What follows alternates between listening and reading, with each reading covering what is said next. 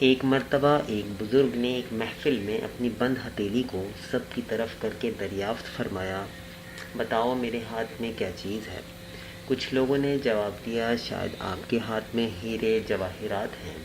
پھر ایک صاحب سے پوچھا، انہوں نے بھی کچھ سوچ کے بعد جواب دیا، شاید سونا ہوگا۔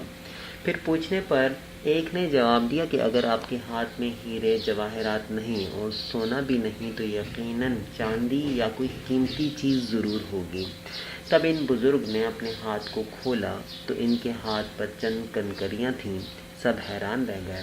بزرگ فرمانے لگے، عورت کی مثال اس بند مٹھی کی طرح کی ہے، اگر وہ بند ہے یعنی باپردہ ہے تو ہیرے جواہرات سونا چاندی اس کی قیمت ہے، یعنی وہ بہت قیمتی ہے، لیکن اگر وہ مٹھی کی طرح کھل جائے یعنی بے پردہ ہو جائے تو وہ بے وقعت پتھر اور کنکریوں کی مانند ہو جاتی ہے، جس کی کوئی عزت اور قیمت نہیں ہوتی۔